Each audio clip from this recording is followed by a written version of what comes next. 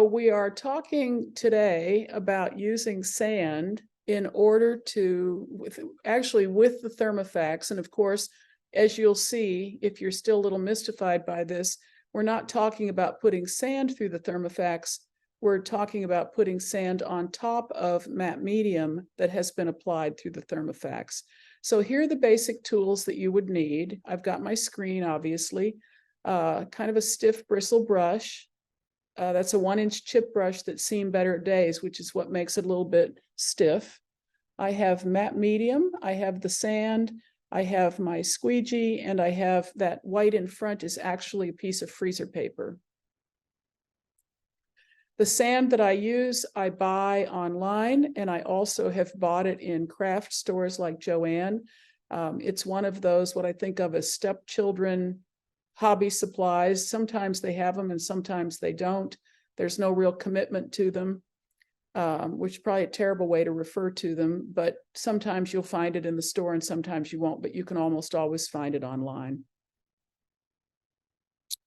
And I'm going to use a piece that I've done some other experimenting on over time.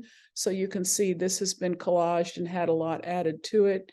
And I will add some sand, partly just because I want to see what happens with it, and partly because I'm hoping that maybe it will add some additional contrast and enhance the surface of it. So I have filmed this, a combination of the slides that I took, the stills, and also short videos. So let's watch the first video now. Okay, so we're going to try this single-handedly. I'm going to print that sand on this piece to add more interest. This is a piece I've sort of been working on off and on for a while. And I'm going to print the sand on it using the cottonwood Thermofax screen. So I want to show you how I'm set up. First of all, you can see here I have a large piece of freezer paper on my work surface, and that's so it will catch the sand. I'm going to put the piece down. Let's see, where do I want to put the sand? I think I'm going to put it sort of down this central area right here. Now I want to make sure that this piece is on the freezer paper. Freezer paper could be a little bit bigger, but see, I want to have paper mainly around it so that that can catch the sand. I guess it's more important to have space down here than it is at the top, because I'm going to pick the piece up this way in order to pour off the sand that doesn't stick to the medium. So once I'm set up like this, then I'm going to position the screen in place, and I'm going to get my medium, which is this matte medium. It doesn't need to be gloss for this to work. I do think it works better if it's a little bit thicker. This is the Royal Langnickel brand. Any brand should work, but I do think it should be a little bit thicker and not the real thin fluid medium, because there isn't as much for the sand to stick to that way. Okay, so I'm going to get my squeegee and squeegee the medium, and then I'm going to lift up the screen and pour the sand. And I'm going to turn off the camera while I'm doing that because it takes 2 hands. And then I'm going to wash the screen out, and I'll come back and show you what happens next. Now, once I got underway with that, I decided that I wanted to use my smaller squeegee so that I would have a band of that sand on the piece instead of a really wide section. So if you have this squeegee in addition to your 6-inch squeegee, that is an advantage with these screens. You can isolate the area that you're printing, although you could easily isolate it by putting paper down underneath and masking off so that you wouldn't be screening gel onto the entire piece.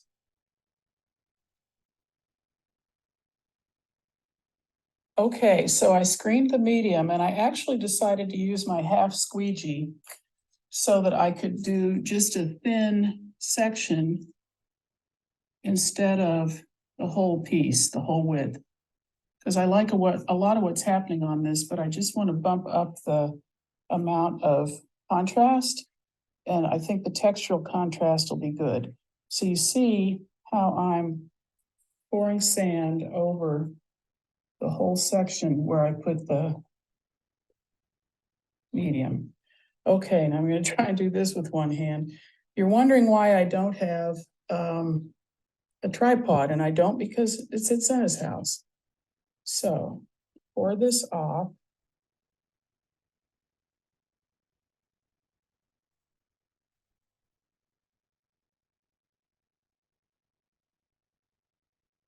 And that looks good. Now, you see how dense that is? That's because there's a lot of sand on this piece that could be brushed off and isn't actually sticking to adhesive. It's just sticking around the adhesive to the whatever was already printed on the background, which in this case was spackling. And that's only temporary. So don't be dismayed if this is what your surface looks like and you really wanted a clearer image, because you can work with this. First, I'll lay that aside. First, I have to deal with this. And the way I'm going to deal with this is by using the freezer paper to make kind of a funnel. And then once I make the funnel, I'm going to use the funnel to pour the sand back in the container. So I'm going to turn off the camera and do that. And I'll be right back. So here's that piece before I have brushed off the extra sand. And here's the thing. You don't want to brush off the sand. Resist the impulse to brush off the sand until the gel medium is dry. So I went off and got myself a little lunch. I filmed all this morning.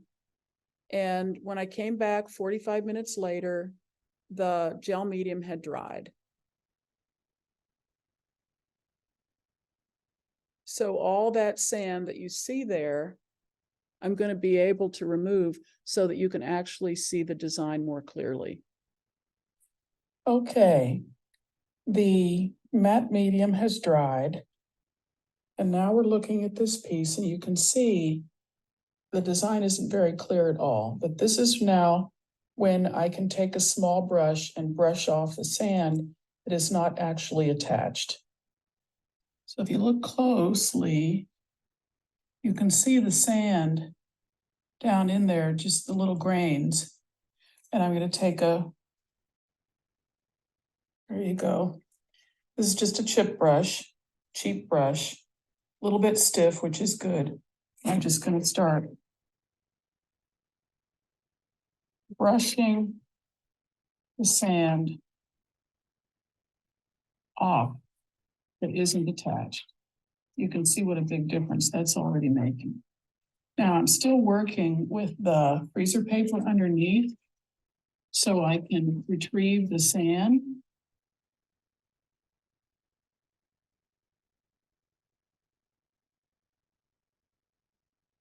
But if you don't care about the sand, you can easily just take this over to the trash and dump it in the trash. You probably don't want to brush too hard because you could, theoretically, the sand that is stuck, but until you actually seal it, it's still a little bit fragile and you could knock extra sand off. So don't easily, be gentle at this stage. Okay, so now I'm going to pick it up.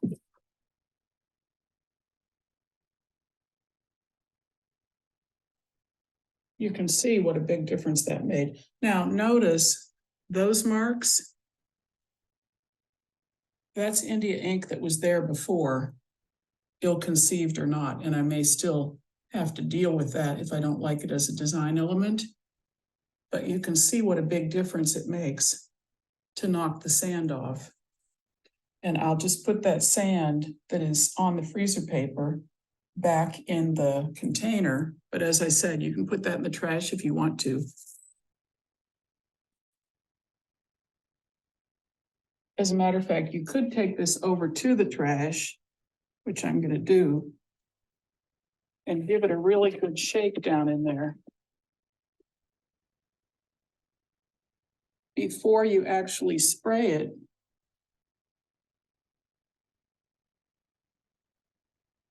because the next stage here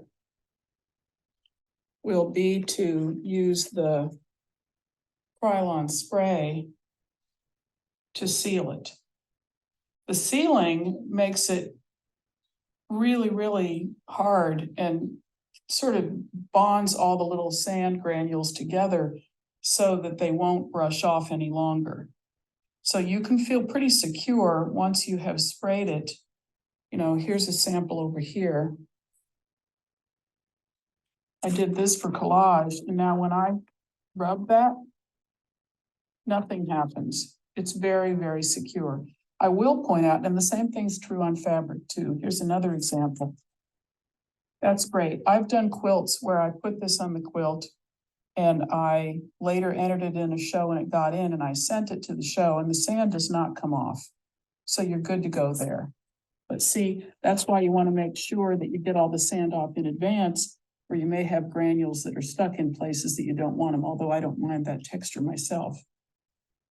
Okay, now it's important to realize you can't really cut through this with scissors because the sand will wreck the scissors. So if you're going to use paper like this for collage, you will need to figure out another way to cut it. And I would say an X-Acto knife is probably best. Those blades are the cheapest blades. Or you could put sand on individual pieces, although if you're collaging, you never quite know what you're going to do.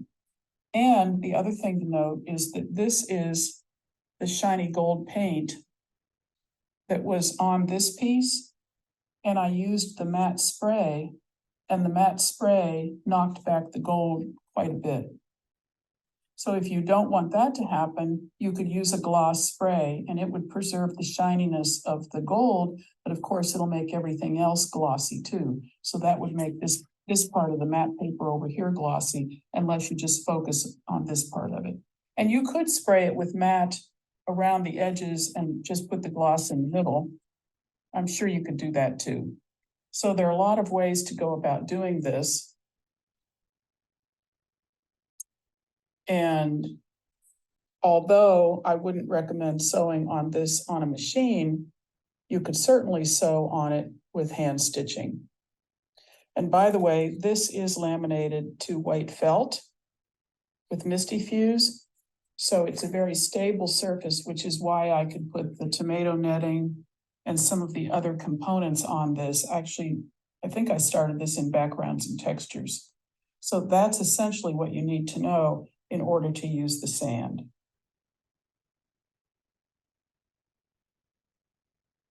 So there's another example that I shared briefly in the video, but you can see several layers that have been built up there. The actually urn there is a photocopy transfer using the Citrusolve.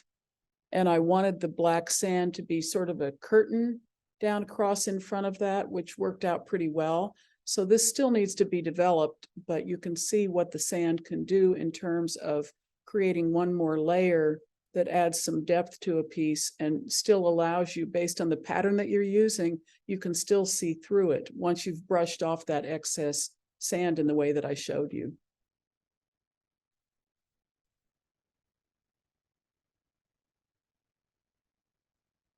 And I think you already got a good look at these, but I threw this slide in just in case you needed a reference for exactly what products I was using.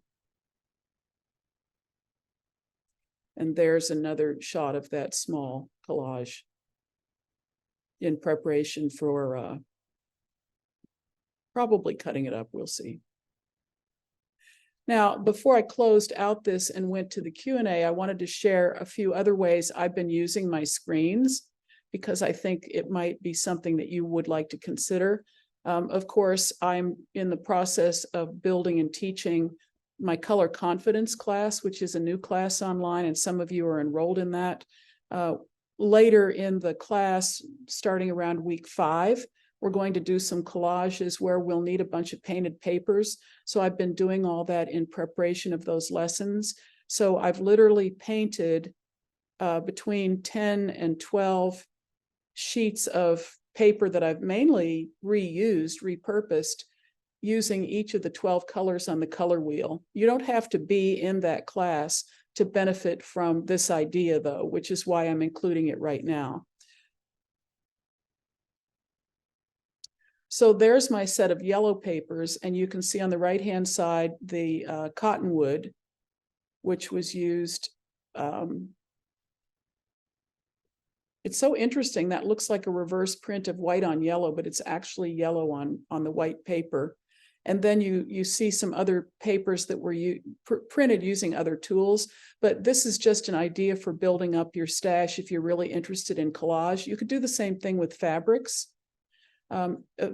Essentially, all of these pieces of paper began with the same yellow and they've been turned into tints, tones, and shades as a preview for what's ahead in the class. But another preview that you'll get here is that the screen that you see, that's the little cross-hatching marks on the left-hand side, and also that one like fourth over from the right, that's our June screen, which I've been doing a little test running in the studio.